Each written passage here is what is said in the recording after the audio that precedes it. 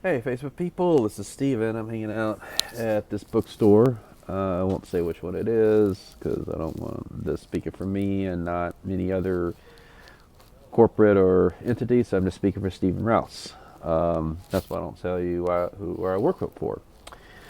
Okay, like I said, I'm off this week. I talked about Joe Biden's electability. I want to talk about something else I'm concerned about concerning Joe Biden. So let's say Joe Biden becomes a nominee and is somehow able to defeat Donald Trump and maybe even bring in a Democratic Senate.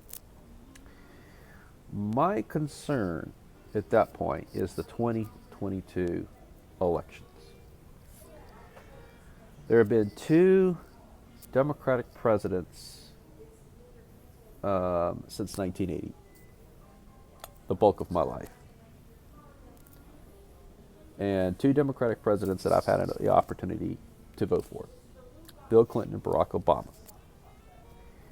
And they both, under their presidencies, suffered the Democratic Party literally being hauled out at the federal level and the state legislative level.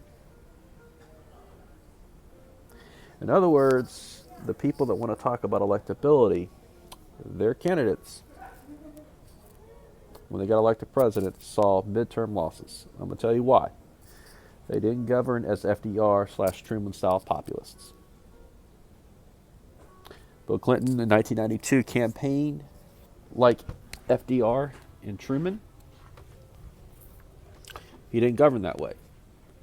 He junked a major infrastructure rebuilding program in favor of balancing the budget and pleasing Wall Street. His health care plan was keeping the insurance with some convoluted thing, kind of like the Affordable Health Care Plan instead of single payer Medicare for all. But really went to town with gun confiscation and gun bans. What did that do? Democratic base sat home in 1994. The Republican Rush Limbaugh base got up. What happened? 1994 wipeout. 2010, Obama. Campaigned like a populist, governed like a centrist. Stimulus program that didn't rise to the occasion. Refused to go prosecute the quicks on Wall Street. Refused to strengthen unions. Convoluted affordable health care plan. This time he actually had luck in getting that passed. No Medicare for all. Again, the Republican base gets out. The Democratic base stays at home. And the independents that did vote, they mostly went Republican. That is my concern if we get Joe Biden. If Joe Biden gets elected president, which if he's a nominee, I'd much rather have him in the White House over Trump. Don't get me wrong. I'd much rather have Joe Biden in the White House over Trump. And I am willing to vote for Joe Biden. I was not willing under any circumstance willing to vote for Mayor Bloomberg, but I am willing to do that for Joe Biden.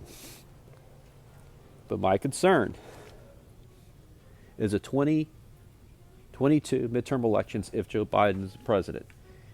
We will lose the House, we will lose the Senate, and we will lose so much ground in state legislative races. We'll be in a weak position structurally. So either way, we cannot take a chance. We've got to break this. And Bernie, man, you need to step this up. You need to really, while you still got some time, call Joe Biden out. He's not your friend. Quit referring to him as your friend.